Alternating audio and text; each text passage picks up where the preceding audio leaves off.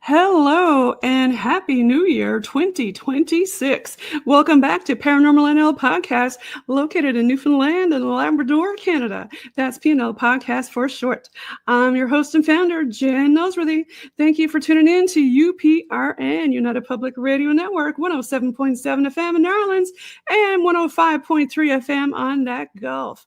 For tonight's Ancient Guru special on UPRN segment number 62, I've got a special guest waiting backstage from British Columbia, Canada, and a co-host from Texas,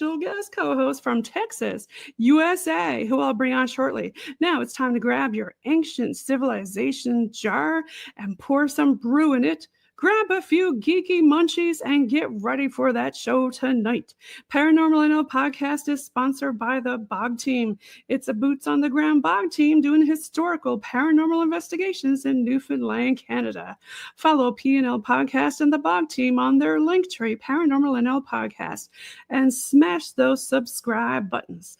All Bog Team music heard in the intro and the exit is available for download on all social media and streaming music platforms. Tune in every Tuesday at 5 p.m. Eastern on UPRN for a PNL Podcast with a YouTube and a Facebook live chat watch party. PNL Podcast believes in supporting international paranormal networking and highlighting global paranormal people, places, and things. Now, let's get on with the show tonight. I bring it on stage again to bring the co-host on first, Dr. Judd Burton. Welcome. Thank you, Jen. Glad to be here. Thanks for being back on the show, Dr. Burton. You were on the show before, way back in season 1 and season 2 and season 3. So welcome back. And now we have. Well, thank you for. Guest. Yeah, go ahead. Just going to say I'm honored to be here. Thank you. Yeah, thanks for coming back again, Doc. Okay, we're going to bring our guest on the stage here. We've got Ken. Welcome, Ken. And yeah, so Ken, you're all the way from Canada, British Columbia. And That's right. Dr. Burton, you're way over in Texas. And I'm going to have you guys introduce yourselves. I guess since you're a co-host, Dr. Burton, do you want to go first? And then we'll have Ken go ahead after that. Sure. My name is Dr. Judd Burton. I'm a historian and anthropologist by trade. I'm currently the director and senior fellow of the Institute of Biblical Anthropology. And I've done work all over the globe, mostly historical, anthropological, archaeological work. But I've had a long time interest in the supernatural and how it pertains to the ancient world. And I teach classes on that and write on it, as you know. Yeah, well, again, thanks for coming back on the show. And of course, we've got Ken. Ken, do you want to introduce yourself and give a few shout outs to yourself and your accolades and whatnot? Yeah, for sure. So by day, I am a technical analyst, solutions architect, and I work on implementation of large-scale systems for business, things like HR systems and stuff like that, where there's a lot of configuration, a lot of moving parts, and so that's kind of my day job. And then by night, I like to sort of apply technology ideas to ancient myths, and because I guess I noticed as I was doing research on some Sumerian myths and some biblical stories as well, that there seems to be some stuff in there that if you wanted to, you could interpret like maybe they're talking about some high-tech stuff. Not necessarily saying that that's definitely what they're talking about, but I guess I like to ask the question of, is it possible, and can you get a consistent story out of it? And what I'm finding is that, yeah, you can. So it makes you wonder. Right, So that's right. kind of my thing. Yeah. And I guess that kind of, leads up to a few of your books, as you're both authors.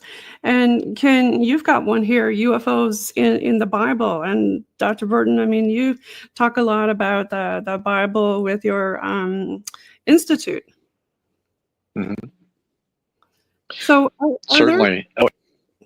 Yeah, I was going to say, are there some references or some things? Because I see, like in this picture, you've got the. To me, I think about Enoch when I see this, and that's what I think about UFOs in the Bible, right? Yeah. Mm-hmm. Yeah. So that the picture is actually Ezekiel. Well, it's based on a medieval interpretation of Ezekiel's vision. Well, that is to say, what we typically interpret Ezekiel's story as it being a vision. And he's clearly talking about the fact that he saw something, but a lot of it, seems to be physical phenomenon that he's experiencing and describing, and trying to wrap his head around. So that's sort of the deal with that. In that book, I cover about close to 50 different encounters, which classically we describe those as being encounters with God. But again, when you read into the actual texts, you see strange descriptions that you wouldn't generally think of God as being. Is God made out of metal? Is God bronze? Does he have smoke coming out? So there's like some weird descriptions that don't really jive well with sort of a classical understanding. Judd, what do you got any thoughts on that? Yeah, Ken, as you were talking, I thought about,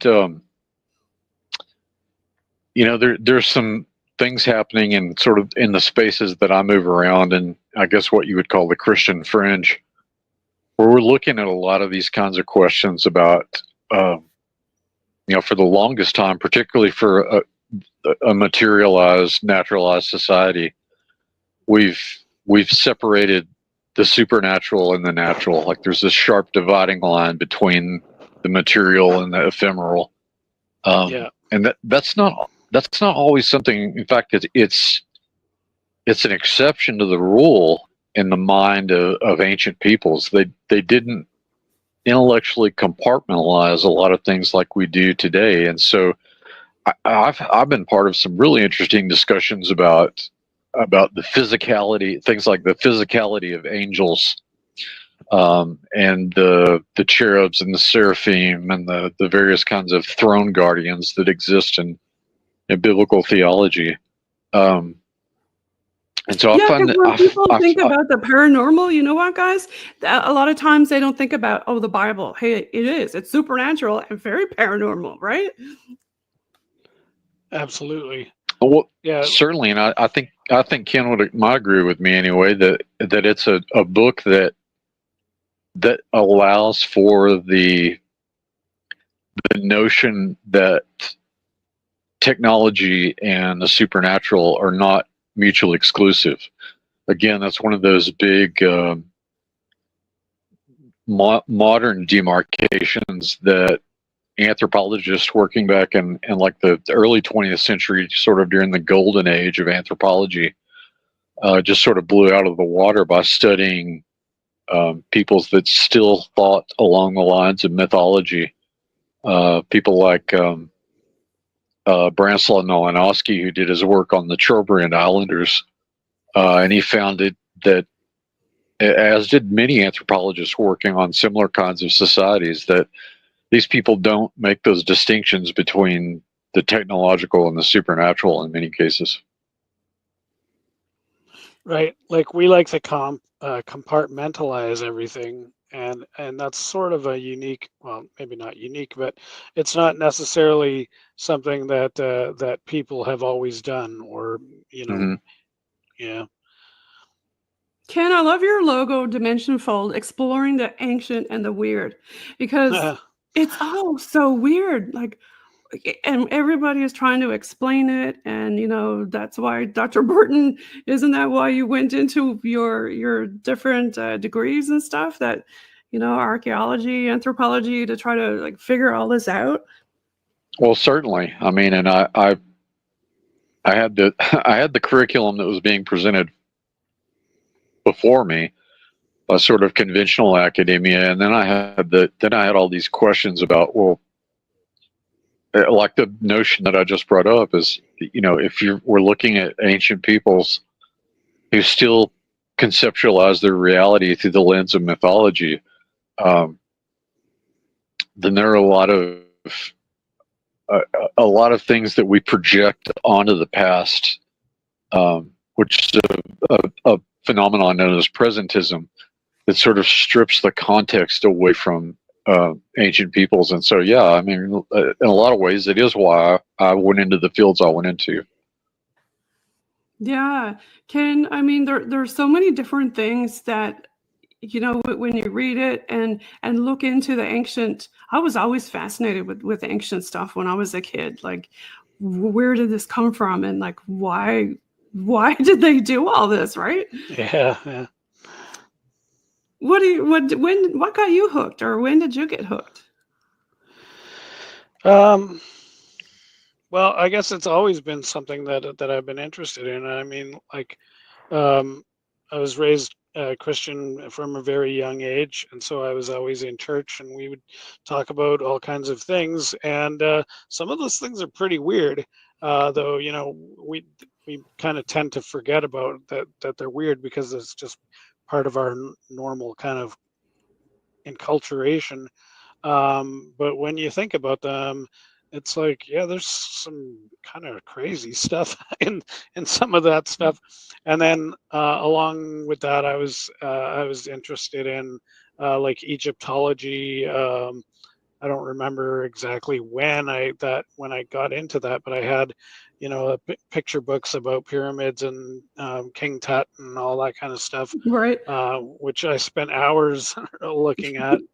And I think before I'm guessing when I was about 8 or so, I used to I spent most of my time reading encyclopedias, if you could believe that. I was just going to mention the encyclopedia. But as a kid, you'd had to go do your book report, so you'd pull out the Britannica, right, encyclopedia. Yeah. And I think I even cut ours up and put it on a book report. but I mean, the pyramid tech is so interesting. Like, a lot of people think, that's where all these people were buried. But when you really dig into it, right, Ken, with the physics and the chemistry, it's more like a machine or something. Yeah. So I don't claim to know what the pyramids are for, but I'm almost 100% sure that they're not tombs. So definitely not tombs. Right? Yeah, even though like Khufu said Khufu was here or something, that doesn't mean he built it. I could go do graffiti down at my local World War II place and say Jen was here. Millennia later, they're going to say Jen built that because she was there. No, I didn't build it. I just graffitied my name on it. That's right. I put one of my band stickers onto the CN Tower in Toronto. Does that mean I made it? Sure, I'll take credit for it. Shout out to Ken's band, Dead Wrongs. Yeah, the Dead Wrongs. If you like country music or honky tonk, old school kind of outlaw country, check out the Dead Wrongs on Spotify. Cool, love it. Aren't you doing some guitar stuff too, Burton? Not nearly as much as I used to, but a little bit. I mean, if you're talking outlaw country, that's the stuff I cut my teeth on. So I dig it. I'll have to check you guys out. Nice. Yeah. So I think I heard a new book in the works. I'm going to throw it up on stage. I haven't looked at this one. Tell us about this one. Because you know what? Everybody wonders, what the hell? Like, why did they put so many animals on a bunch of statues? What's your theory? Looks like you and Dr. Junkins, Aaron Junkins. Mm-hmm. Mm-hmm. Yeah, we okay, colleague. You just dropped for a second, but you're back. Yep. Okay. Yeah, Aaron is a longtime colleague of mine. He's a biblical archaeologist, and I've been thinking about writing a book on Gobekli Tepe and sort of looking at it through the lens of the Bible, especially Genesis, for a while, because when I taught in college, I spent a good quarter of the semester talking about prehistory because it never gets talked about enough. It's foundational for, what we would later label as civilization, but it was always treated like and to a large degree is still treated like a speed bump to get to city-state dwelling, which is a huge mistake in my estimation. But Aaron called me up one day and said, "Hey, I've been thinking about doing this book on Gobekli Tepe. There aren't too many biblical scholars that are really looking at it. What do you think?" I said, "Well, I've kind of been thinking about doing that." So why don't we write it together? And so we did. And ancient Anatolia, prehistoric Anatolia, is so fascinating in and of its own right, but it has. Some people often forget that it actually has a really crucial role in the biblical narrative, because there are a lot of things that are taking place in ancient and prehistoric Anatolia. Noah's Ark is a famous one. Eden is one of the big contenders for its location. Is at the headwaters, the Euphrates and the Tigris, which is in Turkey. And then Abraham, of course, was from Haran, which is in southern Turkey. So there's a lot, that's really just sort of skimming the surface, but there's a lot going on there. And given that Gobekli Tepe was sort of located in this region, in Abraham's backyard, not far from where the ark came to rest, ostensibly not far from Eden, we thought that we would tackle that issue, and the result of that was this book. So, why do you think they put all the animals on there? Well, I think looking at Gobekli Tepe anthropologically, what you're seeing is a transition from animism to, probably because of direct encounter, a change in their way of thinking and depicting the gods. It's interesting because the animals represent some of their totemic, the older totemic beliefs that these peoples would have had. But the standing architecture is what's anthropomorphic, and these are the T-shaped pillars and things like that. Those are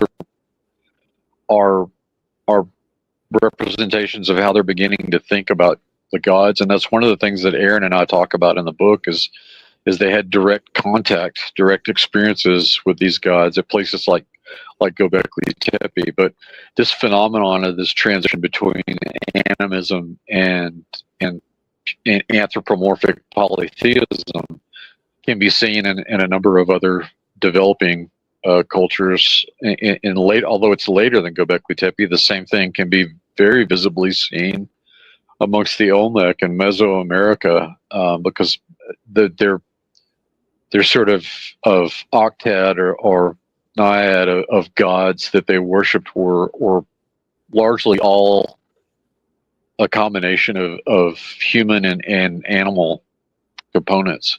So I think a very similar thing is happening with the construction of Gobekli Tepe. It's really a site that sort of it shatters the paradigm in a lot of ways, because we thought for the longest time that civilizations emerged based on the development of agriculture and the kind of sedentarism that was epiphenomenal to it. But religion seems to be the entire impetus for the construction of this sacred city. For all intents and purposes, it was the social organization and the centralization of power, and agriculture, all of that came in the wake of the building of the religious structures at Gobekli Tepe. So it sort of throws older ideas like Veer Gordon Child's Neolithic revolution idea, where agriculture came first. It really sort of throws that out the window, and yet you still see college and high school textbooks, parroting this idea that this is the universal model for the emergence of civilization. But it falls short of any serious historical or archaeological scrutiny, if we're being honest. Yeah, It's because kind of silly, yeah.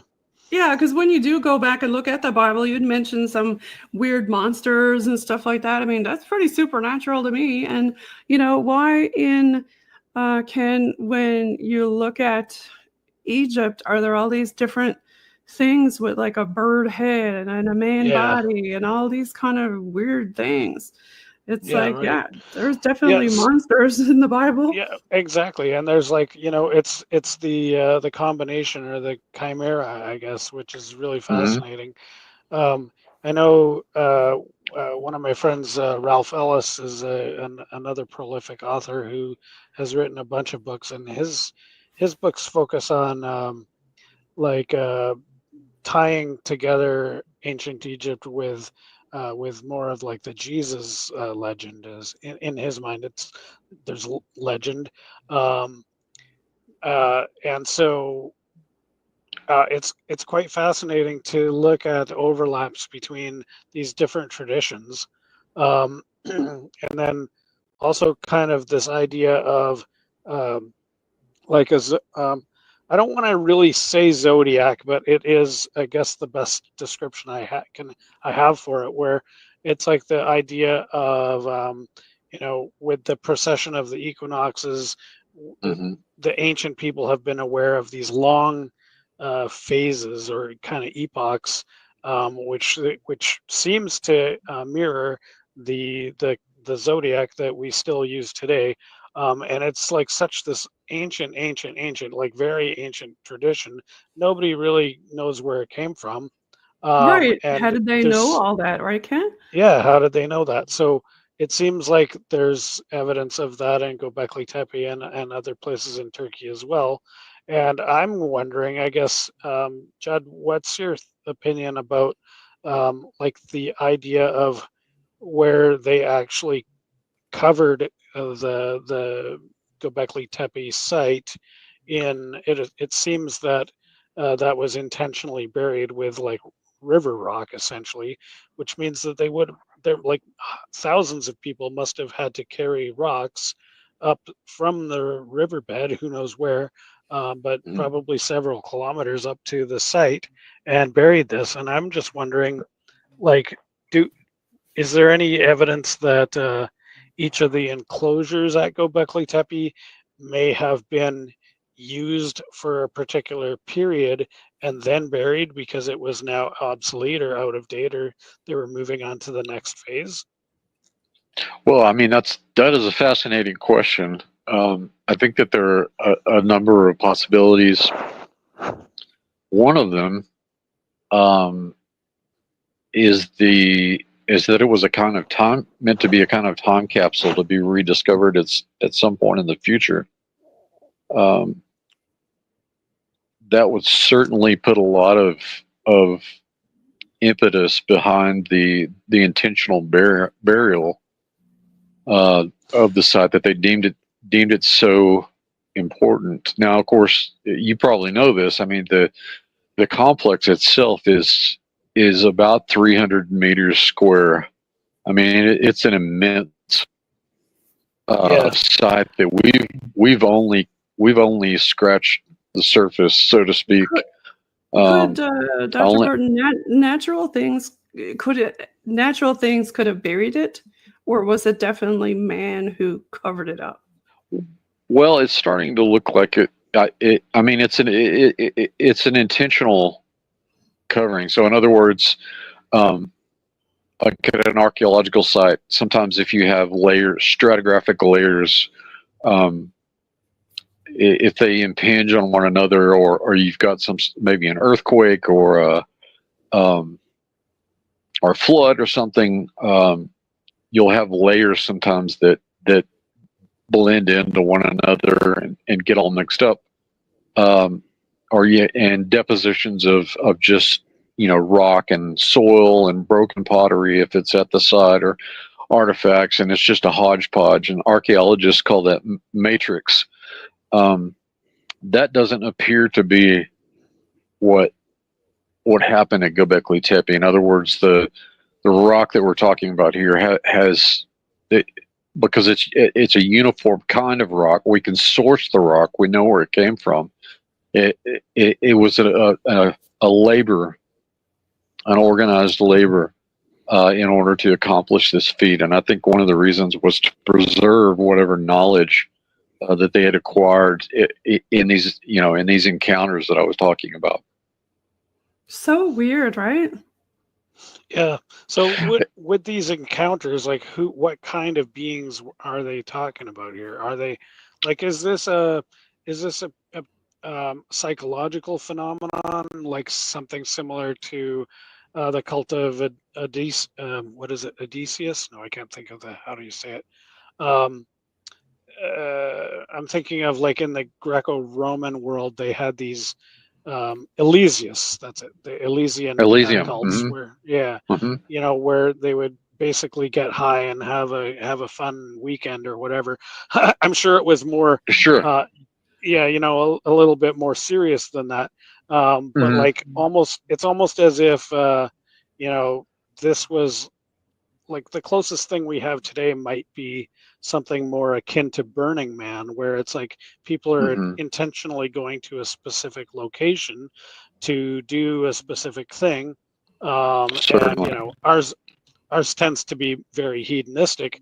And I'm sure that the Elysian cults did include that type of thing, but also there's this other layer where it's more philosophical. They had the hedonism too. Yeah, for sure they did. The mystery cults that you're referencing, and this is we could really go down a rabbit trail on this one. Fortunately for the classical world, we have a lot of records from the Greeks about ritual and medicine, and you can't really separate those two in the ancient Greek context. So the ingestion of a myriad of kinds of hallucinogenic herbs and plants is well attested. I'm thinking about there was a find in Egypt from the Ptolemaic period that had one of these had residues of this concoction, which included the blue lotus, which was had hallucinogenic properties.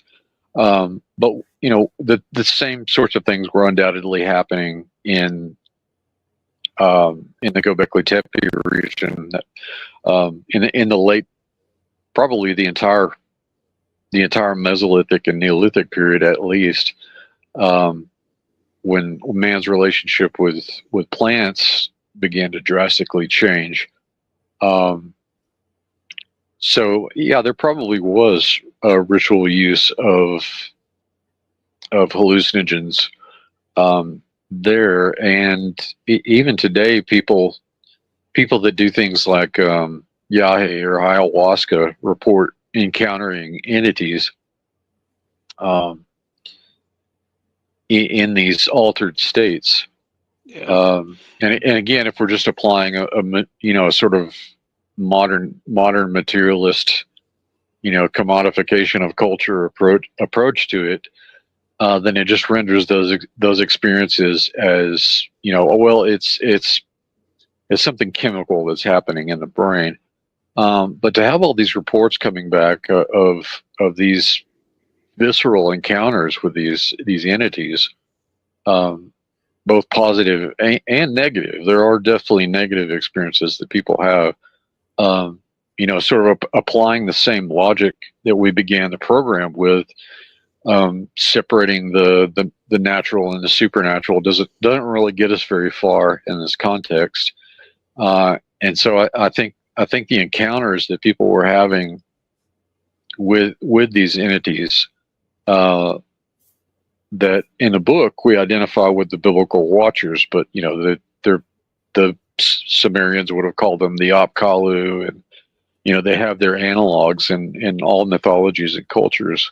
But they were preternatural encounters. In other words, it's both a spiritual and a physical encounter at the same time. And I think that sort of sets the stage for the encounter. So do you think that maybe, Dr. Burton, there could have been some kind of thing that was going to happen to the planet and they knew it and they did all this to, like you said, a time capsule, like these are our animals, and how we're keeping our seeds of plants and stuff like that, because just in case we decide to hit the button or something. Could it be something like that they did? What do you think about that, Ken? Yeah, I mean, we have stories about that, right? Like that's essentially the Noah's Ark story. And it's about preservation. It's about it's about cataclysm and catastrophe. And we tend to think about that as on a global scale. But if you bring back the sort of the keeping in mind the environment that the author was in at the time, I see a couple of different possibilities for where that could have occurred, and we're going back getting into the range of at least 8,000 years ago. If you look at some of the more geological evidence of where major floods occurred, which would have had that type of effect. One springs to mind is that the Persian Gulf did not exist 8,000 years ago, and it came into existence in a very rapid scale in terms of geology over the course of about a couple hundred years. The what used to be a verdant valley where the Euphrates and Tigris would have joined together and created a super river flowing down into the ocean. And then there's mythological references to Enki's bar that what would they call it? The bar that bars the sea, something like that. I've got one of those words wrong. But essentially, that's the topic of one of the topics of my Atrahasis book, which, I mean, it's literally just looking at the ancient legend and then doing a little bit of interpretation on top. But it seems to be that they're talking about that they had a large scale dam in place that as the sea rose higher and higher, eventually the dam failed. And if that's true, then the flooding of the what's now the Persian Gulf could have taken place over a matter of weeks instead of a couple hundred years. And there's also archaeological evidence to indicate that around 7,500 years ago was when we start seeing settlements popping up around what the current coastline of the Persian Gulf. So it kind of adds up that prior to that time, people would have lived down in the valley. Once it got flooded out, they had to move their settlements up. So things like that, or possibly even farther back. I mean, if you want to take it really far back, look at the flooding of the Mediterranean Sea, which was almost, I want to say 5 million years ago. So it kind of pushes the limits of believability. But also, you got to wonder, is it possible that humans could have been telling a story through oral tradition for millions of years rather than just thousands? I mean, we've been physically capable of speech for for well over that time. Like, Yeah, and Ken, do you know what? I'm going to interrupt you there and say, do you know when you said oral speech, that's the number one way that Indigenous people communicate still to this day. Yeah, is oral tradition, and the elders, they pass on everything. So that's right. And it's so interesting when you listen and talk to the Ute and, you know, about, shall we say, let's get into sky people. You know, were these sky people us? Did we actually go to the moon? And I don't know, did we have like high tech and then screw it all up and blow ourselves up? And now we're back 350 circle again? Or I don't think we can rule that out. I mean, I would like to see a lot more evidence, but I mean, we do have. There's a lot of weird things in the archaeological record, and certainly some of them are probably frauds that somebody planted or was, you know, trying to pull off a joke or something. But there's enough weird things that make you stop and think, where you kind of have to wonder if, well, maybe that is possible, and if that was the case, let's say we had spacefaring 1 million years ago, any material that we would have been using, like metals, primarily metals and you know, plastic and stuff like that, would certainly deteriorate. Like even the most hardy plastics that we currently make are not going to last 1 million years. True that. Yeah, I mean, it doesn't take long for nature to take over. Look what happened during COVID. Sure, all the animals started coming out in the street. You know, it didn't take them long to come back and say, "Hey, humans around here. Let's hang out here." So, yeah, that's right. You know, and you know, going back over here to your books. Now, I know, Dr. Burton, we have this underlying thing. I'm not saying aliens, but yeah. Okay, do you want to say anything about that before we talk about aliens? Well, I mean, it depends on what you mean by alien. I mean, I've been fond of saying that the Mount Hermon event that I've written about from the Book of Enoch, where the Watchers descend on the summit of Mount Hermon. That's an extraterrestrial event technically, because they're not; those entities are not from our physical realm. Ostensibly from a different dimension, if you want to think about it in those kinds of terms.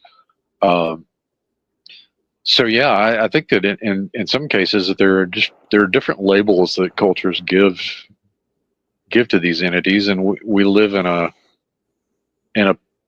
postmodern, you know, thoroughly materialized, naturalized world, and so we are as a society, as a culture, our intellectual default is to render the potential of these entities as extraterrestrial biological entities. So it's all chemistry and biology. But those are, you know, even some of the cutting edge philosophers now can crack apart, you know, a materialist perspective of reality. It's just not sufficient enough anymore.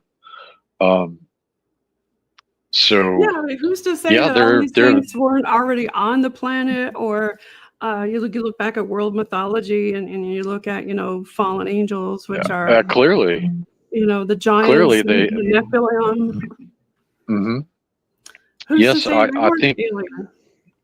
Well, I again, even if you're talking about the giants that are referenced in the Bible, they have human pedigree and they have angelic pedigree. They have biological components that are not from this dimension. So they would.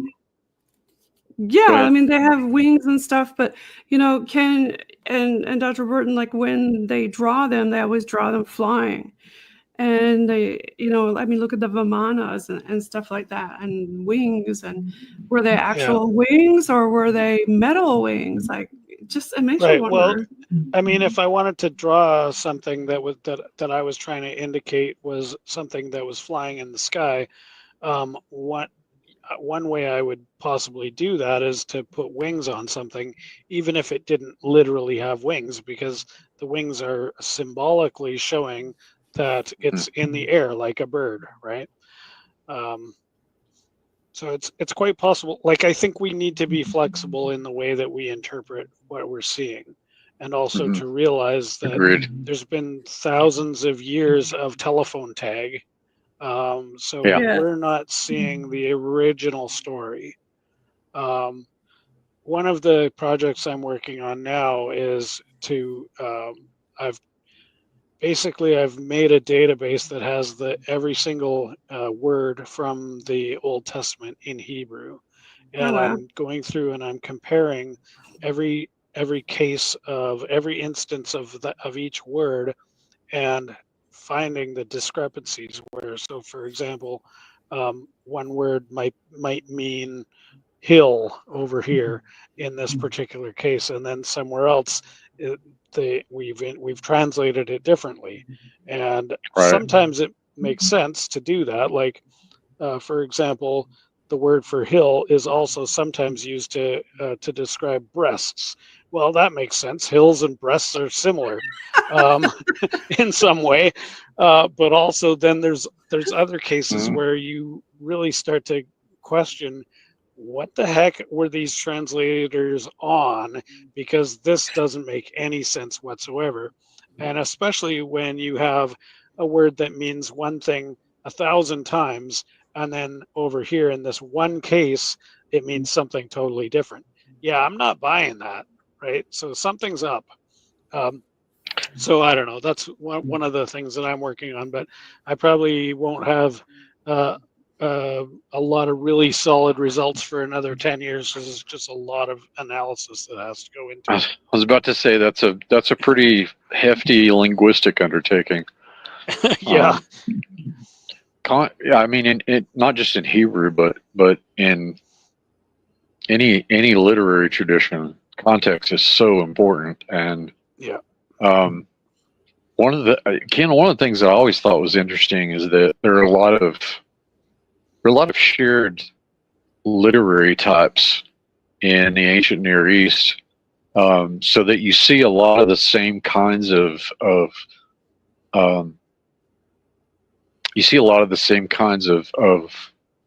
poetic devices and literary devices used in, let's say the praise of Yahweh in the Old Testament, that you would find in the worship of Baal amongst the Phoenicians and the Canaanites, like titles like the rider on the rider of the clouds or rider on the storm. Exactly. Those a lot of my brothers and sisters in the church aren't really comfortable with that. But to me, it is an uncomfortable thing to think about, because our concept of God in theology is that he is in some ways far away, in some ways he's right here, but he's a very otherworldly, right? So to think of God in terms of okay, he rides on a machine that flies. Well, now you're limiting God's ability, and you're saying, if God wants to fly through the sky, he has to use a flying machine. Well, that smacks of anthropomorphizing God, which is, it's obviously sacrilegious or, heresy in many ways. And in recent history, people have been killed for saying things like that. So I think that it's difficult even still to reconcile such concepts in our own mind. But Ken, you mentioned about flying. I'll go back to the Vimanas again. Sure, that's written down all over in the Eastern culture that they flew. Absolutely. right? I mean, it comes up in a couple of places. But it certainly is there, and it's a key concept in some of these stories. And the Hindu and Sikh people that I have spoken to about that take those as historical events. I mean, same as Christians take all the concepts in the Bible as historical events, but we tend to put like a spiritual spin on things, whereas the people in India, the culture is that no, this is literally they're just talking about this thing, and there was literally a machine that flies and literally a man driving the thing. So it's similar, but it's also a little bit different. And I think that that's a fascinating thing to think about. And then we also see these flying. Sometimes they're more represented more as a flying beast or rather than a machine. But if you look across almost any culture you can think of, there's some kind of creature that flies. I think of like the South American concepts of Quetzalcoatl, and it goes by a few other names as well, in which Viracocha. Viracocha, yeah, and Viracocha is very much a Jesus figure. He seems to ride on a flying boat, and he disappears again over the ocean. So like, what's that all about? And also, what did Viracocha do? He came, he brought wisdom, he brought learning, he brought technology. So there's a lot of correlations between that and between Jesus, who came to heal, he came to enlighten. The Buddha, same thing, comes to enlighten. Prometheus steals fire from the gods in order to bring technology, and again circles back to the Enoch story, where the Watchers they not only do they come and have sex with the women, sure they do that, but they also are here to teach mankind about various things, and they list a bunch of stuff in there, and there's some strange things. So metallurgy, okay, yeah, you would expect to see metallurgy, but then like makeup and I can't remember the exact phrase they use, but like basically magic spells. Yeah, and a lot of that is ascribed to one Watcher, Azazel. Yeah. But yeah, I mean, it's a strange marriage of practical and occult knowledge. Yeah, fascinating stuff. And like I think that you could interpret that as like biology, math, herbs. So there's a lot of different things that could be encompassed in that. And so if you think about more of like a Star Trek approach, where the characters on Star Trek are not allowed to interfere, they're not allowed to make first contact. Only the guys in the red shirts can. Yeah, exactly. But and for a lot of to be those.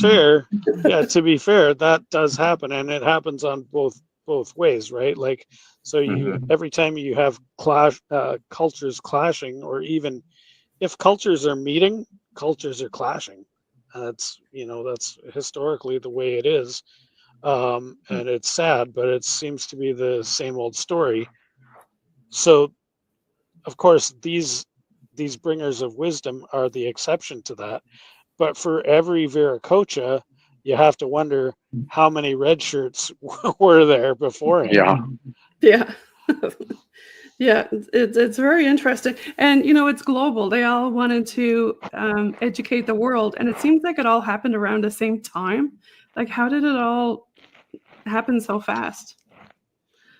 Yeah, I don't know if like, in terms of just evidence, there's a lot that we can't nail down in terms of timeline.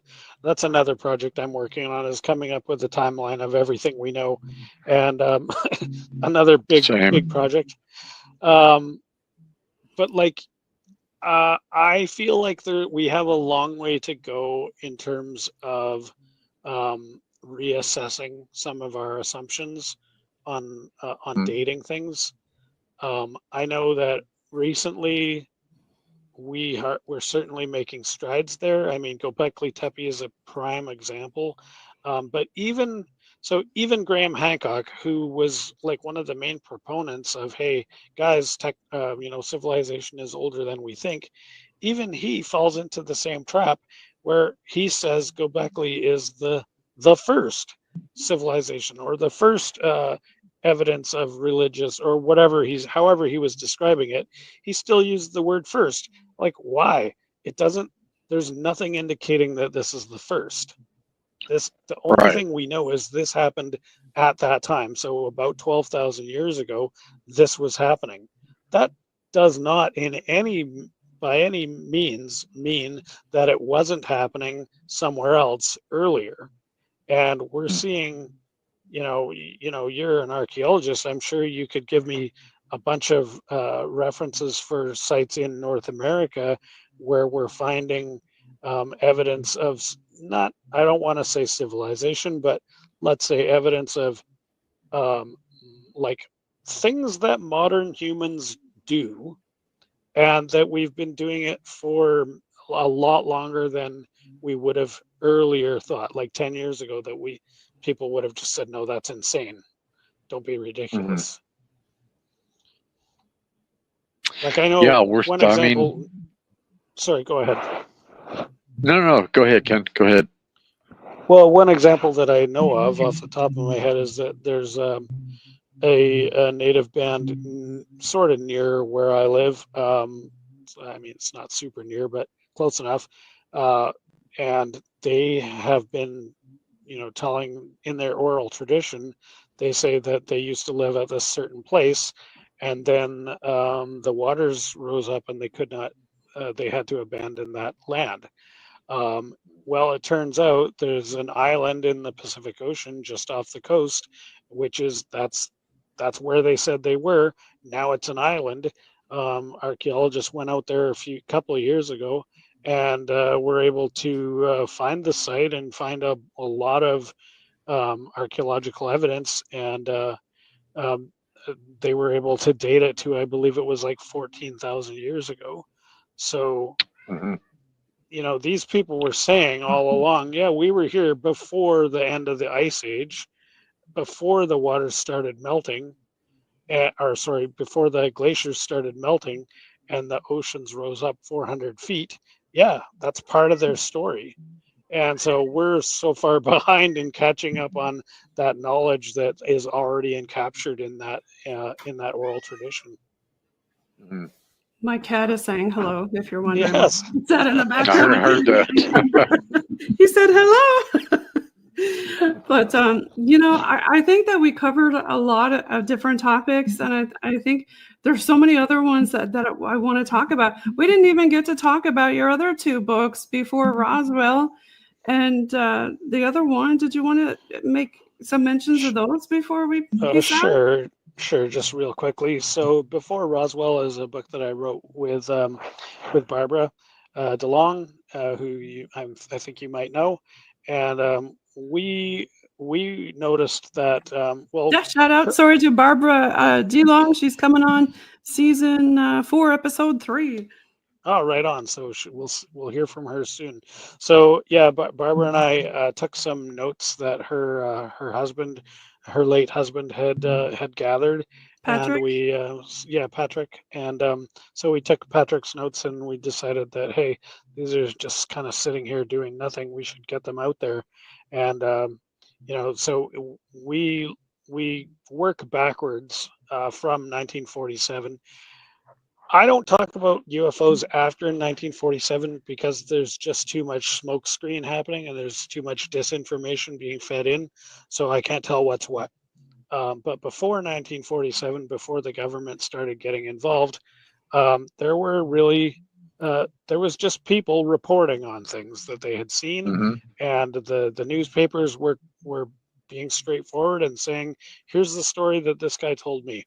And so that tradition goes back thousands of years, and we basically go year by year, stepping backwards. and kind of do a reverse chronology, almost like we were doing an archaeological dig, and just looking at all kinds of evidence that's there, and Yeah, really like looking for patterns. the Red Baron, 1917, shot Yeah, down yeah, the first UFO in Germany. yeah. Well, not the first, but No. Quick question, Ken. Did Yeah. you cover the Texas airship in the 1890s? Yeah, we did. We traced that one around. Of course, it first appeared, I believe it was like in Oregon, and then it went down to Mm-hmm. California, came back up, ended up went into Canada for a little bit, and then came back through the the central, what do Are you you call it, talking the about the Midwest. Koyami, Well, Mexico incident with well, Noah? I was thinking of the Aurora airship, but there were a number of them across Yes. North America in particular. But the Aurora airship actually made a stop in my hometown in Oh, 1897. Yeah. cool. Mhm. Okay. Wow. That's amazing. We're Yeah, coming a up lot on of the really cool stories. 55-minute mark, but do you want to give a shout out to the paradox bullshit Sure. one? Sure. So if you don't like that kind of language, there's also another version of this book, which is called Fermi's Paradox Debunked. And that one, these are both available on Amazon. So search as you will. That one is basically kind of just takes on the concept of Fermi's paradox.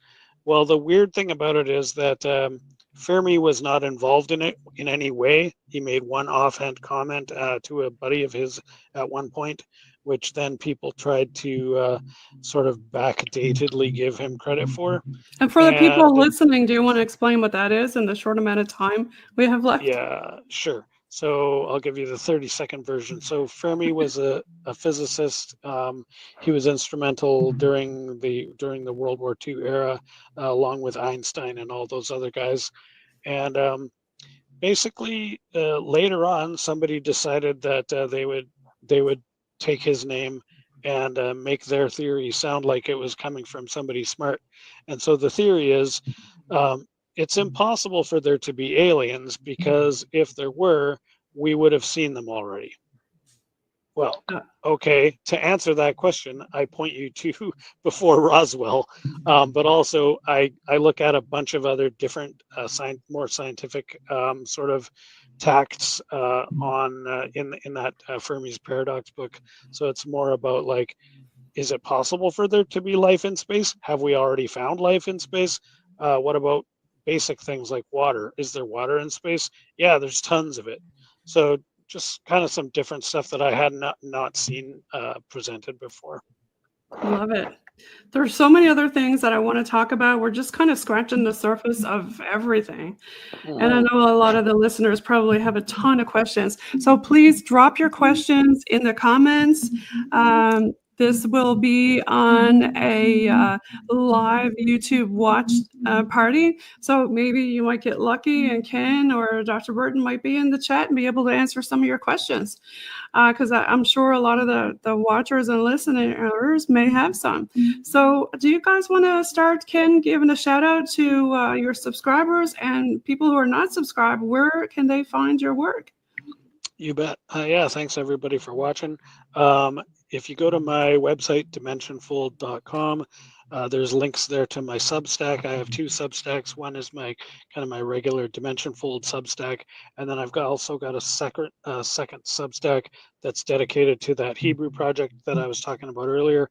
You'll find links to both of those on there, and you can find all my books on there as well. Perfect. And Dr. Burton, do you want to give a shout out to your subs and let people know where they can find you? Yes. Hello, gang. You can find information on my books and the Institute of Biblical Anthropology at burtonbeyond.net. I'm currently building a site just for the Institute itself. I have classwork that I offer through there, and people can follow me on X and Facebook and just now starting to get to the point where I can make more YouTube content. So I'm going to be back there. Perfect. Well, thank you both so much for being on the show today. And I really had fun talking with y'all For the about last few years. Ancient stuff. Well, in a word, ancient stuff. Yes, new perspectives on biblical scholarship. And then the other one is on a site in Israel called the Serpent Mound of Bashan. Perfect. Well, thank you for all that information, Dr. Burton. And if you want to follow him or find him, check out Burton Beyond and also Dimension Fold for Ken. And thanks again, guys. We're going to leave you with some Bog Team 80s metal music. And don't hang up, folks, because we're going to have a quick off-air chat.